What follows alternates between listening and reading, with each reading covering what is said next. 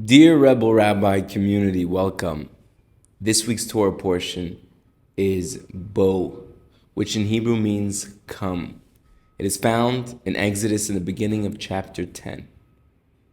God tells Moses, come to Pharaoh. We discussed the last three of the infamous 10 plagues of Egypt. The eighth of the 10 is locusts, which devour all of the livestock and crops and greenery of Egypt. Number 9 is a thick darkness for 3 days in Egypt. There were stages of the darkness where no one could see anything, and then there were stages of the darkness where no one could even move. And the commentaries tell us that during this time, this plague, the Jews were able to see and move freely. And they were able to see all of the jewelry, the gold and silver, where it was stored by the Egyptians in their houses. And obviously they didn't take anything because they're not robbers. But when the Jews left Egypt, God promised them they would leave with riches after being slaves for 210 years, generational slavery. They were promised by God to leave with riches. So they asked God, where's our riches? God told the Jewish people, go to the Egyptians, your former slave masters, and ask them to give you a severance package, so to speak, when you leave Egypt. And the Egyptians would say, we don't have any money, I would give you, but we don't have anything. All of the plagues knocked us out of our business, knocked us out of our livelihood.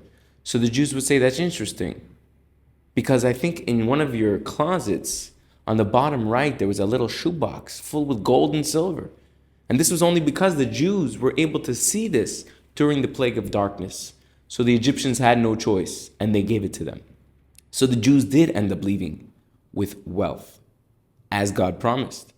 The last 10th plague, the grand finale, was the death of all firstborn, which was to take place on midnight, the 15th day of Nisan, the Hebrew month of Nisan, which is actually till today the same night that we have the Passover Seder every single year. Besides for this being catastrophic, that every single firstborn in Egypt would die in this plague. The firstborn of a family, especially in those days in Egypt, was taking over the family name. In addition, Pharaoh himself was a firstborn. There was a civil war between the firstborns and the rest of the Egyptians. They said, we don't want to die. We'll find slaves from a different country, a different race, a different nationality, but we don't want to die for this. And the rest of the Egyptians said, yeah, but these are our slaves. And Pharaoh himself is a firstborn, and he is scared that he's about to take his very last breath. Now, before this last 10th plague came on Egypt, the death of the firstborn, God gives his first commandment to the Jewish people through Moses, his messenger, which is to establish a calendar and bless the new month. This teaches us such a beautiful lesson. The first mitzvah the Jewish people ever had, the Israelites, right? We call them Jews now, but really the name is Bnei Yisrael, the people of Israel. Yehuda was one of the tribes, which in English is Judah, which most Jews today come from. Hence, where we get the name Jewish, from Judah. But back then they were referred to only Bnei Yisrael, the people of Israel, because Jacob, the father, the third patriarch of the Jewish people, the father of all the 12 tribes, his name in the Bible was changed from Jacob to Israel. So we are the Israelites, the people of Israel, because we are one nation. Many people think Judaism is a religion.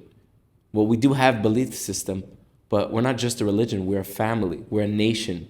We are all children of Israel. We're called the Bnei Yisrael. So it's much deeper than just being a faith or religion. You can watch one of my other videos. I discuss how is it possible for someone to convert to Judaism if they're not born into the family. So I have 2 videos on that. You can check them out. But the first mitzvah shows us that the most important thing for a Jew is to bless his time, to have his time accounted for, to make meaning and purpose of his time on this planet, to bless the new moon, be intentional about the upcoming month, the upcoming week, the upcoming day, to bless it, to be thankful to God for giving us all that we have and telling him that we will make the most out of this time he graces us with. God tells the Jewish people, again through Moses, on this night, before the plague of the death of the firstborn comes to Egypt, I don't want the angel of death killing the firstborns of the Jewish houses. So I need you to make a sign on your doorpost so he knows, here lives a Jew. Here lives an Israelite. I want you to take a lamb or a kid goat, slaughter it, and roast it as a sacrifice. The Paschal sacrifice, the Passover sacrifice. Why do we call it the Passover sacrifice? Because you're going to take the blood from the goat or from the lamb, and you're going to spread it on your doorpost. And when the angel of death comes, he will pass over. God says, I will pass over your houses. That's where the name Passover comes from. God says, please do not eat this animal you slaughter and you roast as a sacrifice until the night, when you will eat it with bitter herbs to remind you of slavery, and the flat unleavened bread, the matzah, the bread of affliction, the bread of a poor man's bread, the bread of humility. So one other aspect which is so interesting is that the Egyptians worshipped kid goats and lambs as a god.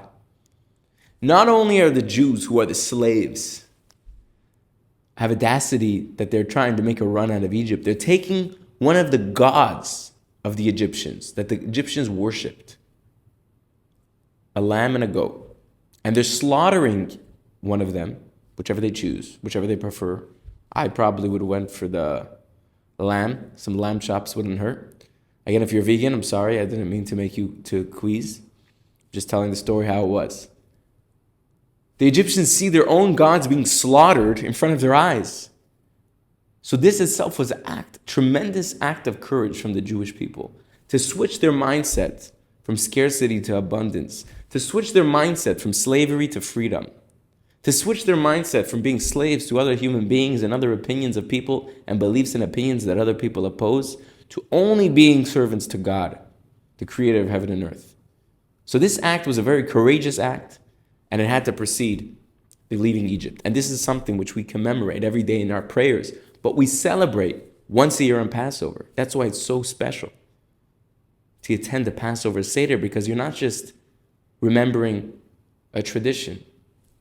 You're taking part in this act of courage, which switches our mindsets from slavery, from scarcity, to abundance, to freedom.